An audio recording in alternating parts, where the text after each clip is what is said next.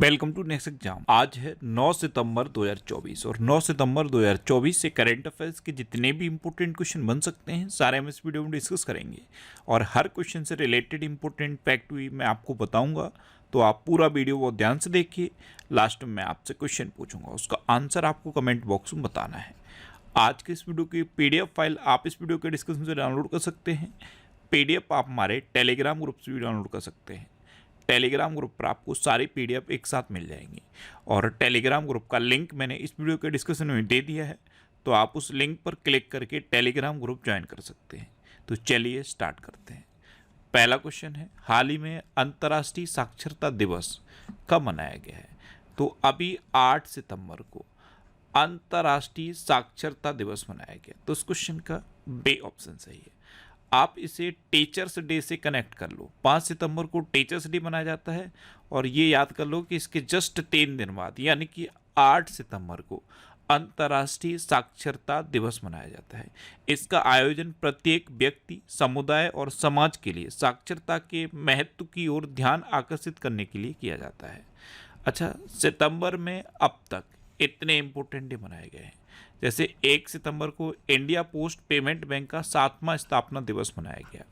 2 सितंबर को विश्व नारियल दिवस मनाया गया। 3 सितंबर को गगनचुंबी इमारत दिवस मनाया गया। 5 सितंबर को अंतर्राष्ट्रीय चैरिटी दिवस मनाया गया और इंडिया में टीचर्स डे भी 5 सितंबर को मनाया जाता है। 6 सितंबर को राष्ट्रीय पुस्तक वाचन दिवस मनाया गया। यहाँ पे मैंने आपको बताया था कि अगर आपसे सिर्फ इतना पूछ ले कि राष्ट्रीय वाचन दिवस कब मनाया जाता है तो 19 जून आंसर हो जाएगा। अच्छा, 7 सितंबर को अंतर्राष्ट्रीय गिद्ध जागरूकता दिवस और अंतर्राष्ट्रीय पुलिस सहयोग दिवस मनाया गया। तो सितंबर में अब तक इतने इंपॉर्टेंट डे मनाए गए हैं, ये आपको याद रखने हैं। अच्छा, मैं आपसे डेली बोलता हूँ, मॉर्निंग में उठकर सबसे पहले अपने लिए एक टारगेट फिक्स करो, चाहे छोटा सा ही टारगेट फिक्स करो, लेकिन डेली मॉर्निंग में उठकर सबसे पहले अपने लिए एक टारगेट फिक्स करो और फिर अपना पूरा दिन उस टारगेट को अचीव करने में लगा दो। आपकी लाइफ ऑटोमेटिकली अच्छी हो जाएगी। और सिर्फ मॉर्निंग में 15 मिनट आप अपने लिए निकालो। मॉर्निंग में जैसे ही आपकी आँख खुले, जैसे ही आपकी नींद खुले, बिस्तर छोड़ने से पहले 15 मिनट आप अपने लिए निकालो। बिस्तर छोड़ने से पहले ये वीडियो देखने की आप हैबिट बना लो। ये करंट अफेयर्स की वीडियो आप डेली मॉर्निंग में बिस्तर छोड़ने से पहले देखने की हैबिट बना लो। फिर आपको करंट अफेयर्स के लिए कोई एडिशनल बुक नहीं पढ़नी पड़ेगी, कोई नोट्स नहीं पढ़ने पड़ेंगे। मैं इतनी बार आपको करंट अफेयर्स रिवाइज करा दूंगा, इतनी बार रिवाइज करा दूंगा कि आप भूलना भी चाहोगे ना तो भूलोगे नहीं। तो सिर्फ 15 मिनट दिन में अपने लिए निकालने हैं, लेकिन मॉर्निंग में निकालने हैं। जैसे ही आप सो के उठो, सबसे पहला काम ये करो, आपको करंट अफेयर्स की कभी भी प्रॉब्लम नहीं रहेगी। नेक्स्ट क्वेश्चन है, हाल ही में किसने 9 हवाई अड्डों पर डिजी यात्रा सुविधा का उद्घाटन किया? तो केंद्रीय मंत्री हैं राम मोहन नायडू। इन्होंने अभी 9 हवाई अड्डों पर डिजी यात्रा सुविधा का उद्घाटन किया। तो इस क्वेश्चन का सी ऑप्शन सही है। विशाखापट्टनम सहित 9, विशाखापट्टनम और 8 और यानी कि टोटल 9 हवाई अड्डों पर अभी डिजी यात्रा सुविधा का उद्घाटन किया गया है। अच्छा, अब टोटल इंडिया में 24 एयरपोर्ट हो गए हैं जहाँ पे डिजी यात्रा सुविधा अवेलेबल है। अब माइंड में क्लिक कर गया होगा कि डिजी यात्रा सुविधा होती क्या है। आप कभी अगर एयरपोर्ट पे गए होगे तो जब आप चेक इन करते हो तो आपका आइडेंटिटी वेरिफिकेशन होता है, यानी कि आपको वेरीफाई किया जाता है कि आप जेन्युइन हो, यानी कि जो आप वेरिफिकेशन के जो डॉक्यूमेंट दे रहे हो वही व्यक्ति हो या कोई और ट्रेवल कर रहा है आपके डॉक्यूमेंट पे। तो ये जो वेरिफिकेशन था अब तक मैनुअल होता था और मैनुअल में टाइम ज़्यादा लगता था। तो अब ये डिजी यात्रा ऐप लॉन्च किया गया है। इससे क्या होता है, आपकी रेटिना को स्कैन किया जाता है और तुरंत वेरीफाई हो जाता है। मिनिमम से मिनिमम टाइम में मैक्सिमम 5 सेकंड लगते हैं और आपका वेरिफिकेशन हो जाता है।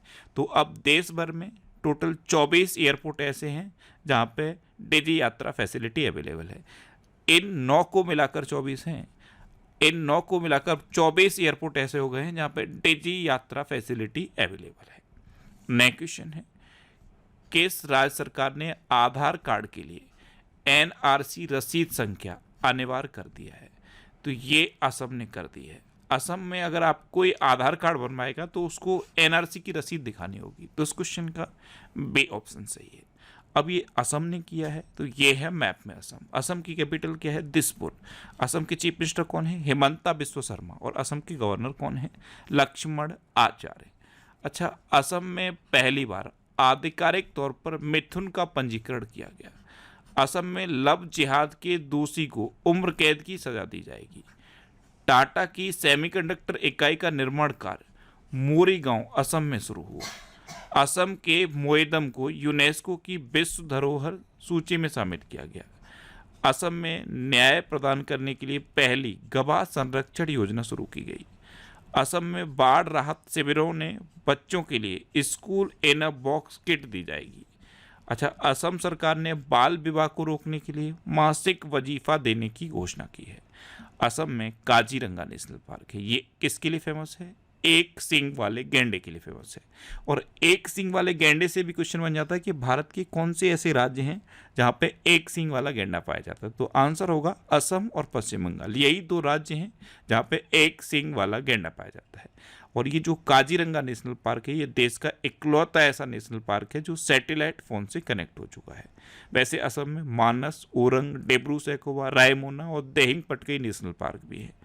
असम में कट्टीबिहू, बगरुम्बा, भोरताल और झुमुर ये लोक नृत्य फेमस है। नेक्स्ट क्वेश्चन है, किसने पहली बार अमेरिकी ओपन का खिताब जीता? तो ये एरिना सवालेंका ने जीता। तो इस क्वेश्चन का बे ऑप्शन सही है। ये है अरीना सवालेंका। इन्होंने पहली बार अमेरिकी ओपन खिताब जीता है। ये कहाँ की हैं? ये बेलारूस की हैं। कहाँ की?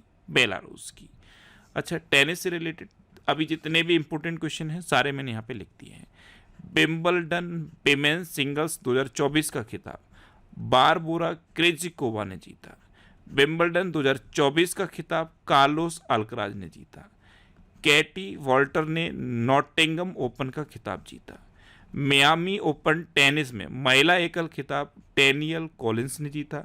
44 साल की उम्र में रोहन बोपन्ना ने ऑस्ट्रेलिया के मैथ्यू एब्डेन के साथ मिलकर डबल्स का खिताब जीता। और पुरुष सिंगल्स का खिताब इटली के जानिक सिनर ने जीता। अच्छा, चेन्नई ओपन टेनिस टूर्नामेंट का एकल खिताब सुमित नागल ने जीता। और जर्मनी ने पोलैंड को हराकर यूनाइटेड कप 2024 का खिताब जीता। ये टेनिस से रिलेटेड अभी इंपॉर्टेंट क्वेश्चन है, ये आपको याद रखने हैं। एक बार पॉज करके वीडियो को पॉज करके एक बार फिर इनको आप रिवाइज कर लो। नेक्स्ट क्वेश्चन है, कौन सा देश दुनिया में सबसे बड़ा प्लास्टिक प्रदूषक बनकर उभरा है? अभी तक चाइना दुनिया का सबसे बड़ा प्लास्टिक प्रदूषक था, लेकिन चाइना में जो प्लास्टिक का वेस्ट प्रोड्यूस होता था उसे काफ़ी हद तक कंट्रोल कर लिया।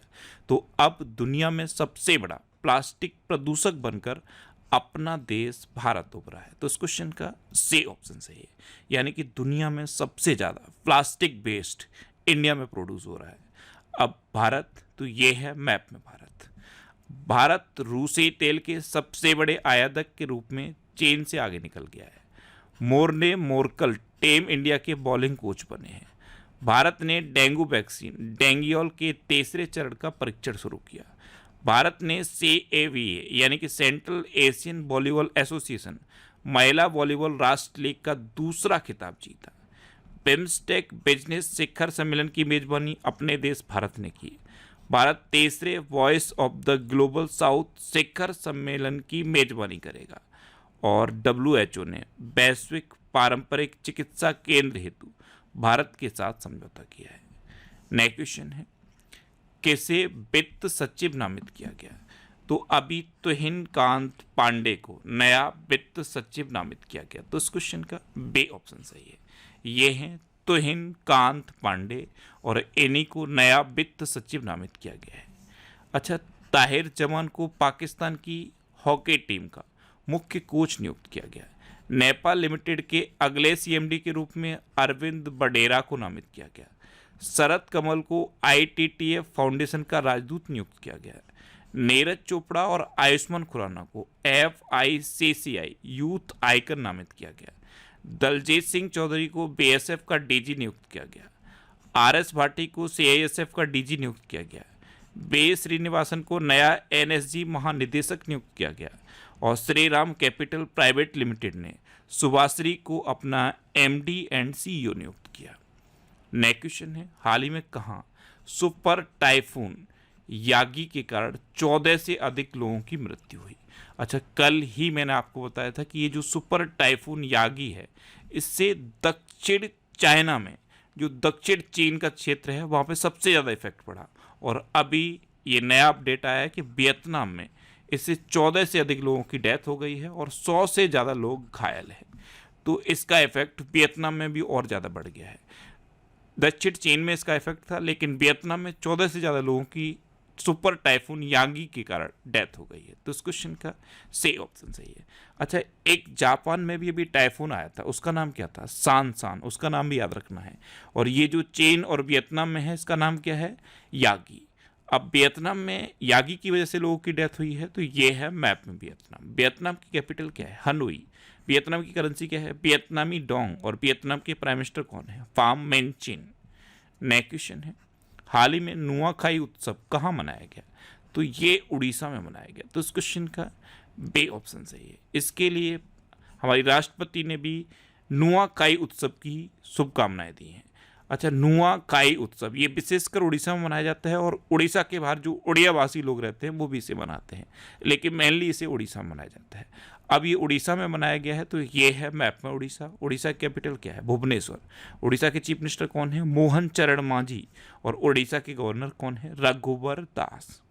अच्छा, राष्ट्रपति द्रौपदी मुर्मू ने उड़ीसा में उदयगिरी गुफाओं का दौरा किया। सुरमा पाड़ी उड़ीसा की विधानसभा की दूसरी महिला अध्यक्ष बनी। केंद्रीय मंत्री धर्मेंद्र प्रधान ने उड़ीसा के संबलपुर में भारत के पहले स्किल इंडिया सेंटर का उद्घाटन किया। उड़ीसा सरकार ने स्वयं योजना लॉन्च की। उड़ीसा में गुप्तेश्वर वन को जैव विविधता विरासत स्थल घोषित किया गया। भुवनेश्वर में बारामूडा ISBT का नाम B.R. अम्बेडकर के नाम पर रखा जाएगा। उड़ीसा की रेड आंट चटनी, जिसे स्थानीय भाषा में काई चटनी कहते हैं, इसे GI टैग मिला है। और उड़ीसा की मनीषा पाड़ी भारत की पहली वुमेन एट डे कैंप बनी है। अच्छा, उड़ीसा में रसीकुलिया बीच है, गोल्डन बीच है, सुनावेडा वाइल्ड लाइफ सेंचुरी है, कोठागढ़ वाइल्ड लाइफ सेंचुरी है, नलवन वाइल्ड लाइफ सेंचुरी है, बहसीपल्ली वाइल्ड लाइफ सेंचुरी है, गहिर मठ वाइल्ड लाइफ सेंचुरी है और चिल्का लेक है। चिल्का लेक भारत की सबसे बड़ी खारे पानी की लेक है। उड़ीसा में लिंगराज टेम्पल है, कोणार्क टेम्पल है और जगन्नाथ टेम्पल है। नेक्स्ट क्वेश्चन है, हाल ही में एंड्री सेवेहा को किस देश का विदेश मंत्री नियुक्त किया गया? तो यूक्रेन के नए विदेश मंत्री नियुक्त हुए हैं एंड्री सेबिया। ये है एंड्री सेबिया और इन्हीं को अभी यूक्रेन का नया विदेश मंत्री नियुक्त किया गया। यूक्रेन अभी लगातार हाईलाइटेड है, इसलिए ये इंपॉर्टेंट है। तो इस क्वेश्चन का सी ऑप्शन सही है। अब ये यूक्रेन के नए विदेश मंत्री बने हैं, तो ये है मैप में यूक्रेन। यूक्रेन की कैपिटल क्या है? कीव। यूक्रेन की करेंसी क्या है? यूक्रेनी हर्वेनिया। और यूक्रेन के प्रेसिडेंट कौन है? Volodymyr Zelensky. कौन है? Volodymyr Zelensky. अभी प्रधानमंत्री मोदी ने यूक्रेन को भीष्म क्यूस भेंट किए थे। भारत और यूक्रेन ने कृषि, चिकित्सा और सांस्कृतिक सहयोग के क्षेत्र में समझौतों पर हस्ताक्षर किए। क्रिप्टो करेंसी रखने के मामले में यूक्रेन टॉप पर रहा है। डिसिडेंट ह्यूमन राइट्स अवार्ड 2022 ये यूक्रेन के नागरिकों ने जीता। यूक्रेन के राष्ट्रपति को जॉन एफ कैनेडी पुरस्कार मिला और यूक्रेन की गणतज्ञ मैरिना बियाजोवस्का ने प्रतिष्ठित फील्ड्स मेडल 2022 जीता। नेक्स्ट क्वेश्चन है, हाल ही में किस बैंक ने स्टार धन वृद्धि सावधि जमा योजना शुरू की? तो ये बैंक ऑफ इंडिया ने शुरू की। तो इस क्वेश्चन का बे ऑप्शन सही है। स्टार धन वृद्धि सावधि जमा योजना यानी कि एक FD है, FD की योजना है। इसमें क्या होगा, नॉर्मल लोगों को 7.25% का इंटरेस्ट रेट मिलेगा और जो सुपर सीनियर सिटीजन हैं उनको 7.90% का इंटरेस्ट रेट मिलेगा। और इसमें जो लॉकिंग पीरियड है ये 333 दिन का है। कितना? 333 दिन। नेक्स्ट क्वेश्चन है, किसने दृष्टिबाधित लोगों के लिए ब्रेल बीमा पॉलिसी पेश की? तो ये स्टार हेल्थ ने पेश की है। स्टार हेल्थ ने जो दृष्टिबाधित लोग हैं इनके लिए ब्रेल बीमा पॉलिसी पेश की है। तो इस क्वेश्चन का सी ऑप्शन सही है। नेक्स्ट क्वेश्चन है, पेरिस पैरालंपिक 2024 में पदक तालिका में कौन शीर्ष पर रहा? तो अभी पेरिस पैरालंपिक गेम्स ये कंप्लीट हो गए हैं। इसमें मेडल टैली में आप देखोगे तो चाइना टॉप पर रहा है। तो इस क्वेश्चन का ए ऑप्शन सही है। चाइना ने टोटल 220 मेडल जीते हैं, जिसमें 94 गोल्ड मेडल हैं, 76 सिल्वर मेडल हैं और 50 ब्रॉन्ज मेडल हैं। अपना इंडिया 18वें नंबर पर आया है। इंडिया की रैंकिंग आपको याद रखनी है। इंडिया ने टोटल 29 मेडल जीते हैं, जिसमें 7 गोल्ड हैं, 9 सिल्वर हैं और 13 ब्रॉन्ज हैं। तो इंडिया की रैंकिंग याद रखनी है और चाइना टॉप पे रहा है, ये याद रखना है। अब चाइना टॉप पर है तो ये है मैप में चाइना। चाइना की कैपिटल क्या है? बीजिंग। चाइना की करेंसी क्या है? रेनमिनबी। और चाइना के प्रेजेंट टाइम पे प्रेसिडेंट कौन है? Xi Jinping. अच्छा, चीन ने स्टार लिंक का मुकाबला करने के लिए पहला उपग्रह समूह नेटवर्क लॉन्च किया। चीन ने विश्व की पहली carbon fibre high speed train का अनावरण किया। चीन का आई स्पेस रॉकेट लॉन्च होने के कुछ देर बाद विफल हो गया। चांद के अंधेरे हिस्से से मिट्टी लाने वाला पहला देश चीन बना है। ली डेरेन और जू केकुन ने चीन का शीर्ष विज्ञान तकनीकी पुरस्कार जीता है।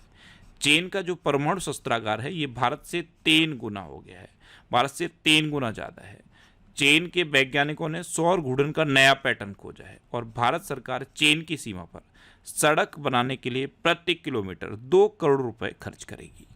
नेक्स्ट क्वेश्चन है, भारत खाड़ी सहयोग परिषद के विदेश मंत्रियों की पहली बैठक ये रियाद में हुई है। कहाँ हुई है? रियाद में। तो इस क्वेश्चन का बे ऑप्शन सही है और इसमें हमारे विदेश मंत्री एस जयशंकर ने पार्टिसिपेट किया है। नेक्स्ट क्वेश्चन है, पेरिस पैरालंपिक में पुरुषों की भाला फेंक स्पर्धा में नवदीप सिंह ने कौन सा पदक जीता? तो इन्होंने अब गोल्ड मेडल जीता है। तो इस क्वेश्चन का सी ऑप्शन सही है।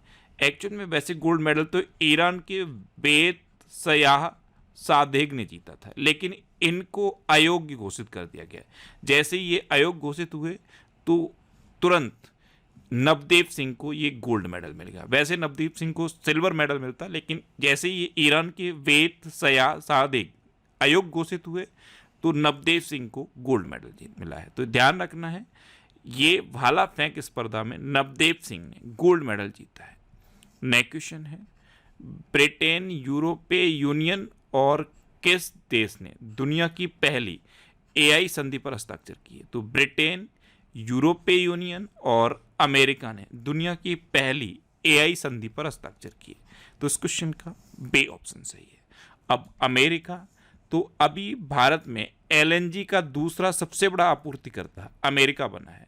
कतर 2023 में सबसे बड़ा आपूर्तिकर्ता रहा है। दूसरा कौन है? अमेरिका। पहले नंबर पर कौन है? कतर। अच्छा, सांस्कृतिक संपत्तियों को लौटाने और संरक्षण के लिए भारत और अमेरिका के बीच द्विपक्षीय समझौता हुआ है। दुनिया का सबसे बड़ा नौसैनिक अभ्यास रिम्पैक ये अमेरिका में शुरू हुआ। दक्षिण कोरिया, जापान और अमेरिका ने त्रिपक्षीय बहु डोमेन अभ्यास शुरू किया। अमेरिका भारत का शीर्ष रक्षा निर्यात साझेदार बनकर उभरा है।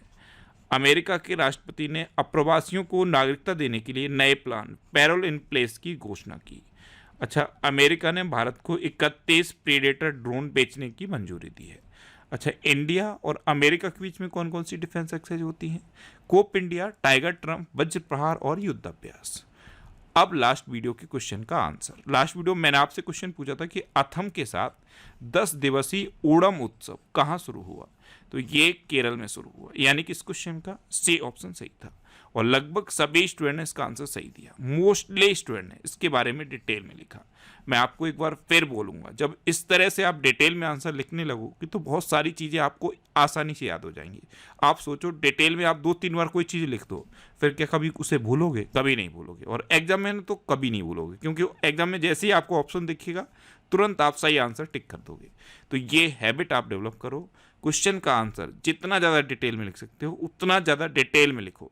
मैक्सिमम 30 से 40 सेकंड लगेंगे, लेकिन आप एक बार लिख दोगे तो फिर उस चीज़ को कभी भूलोगे नहीं। इसलिए मैं बार बार आपको प्रेशराइज करता हूँ कि क्वेश्चन का आंसर डिटेल में लिखो।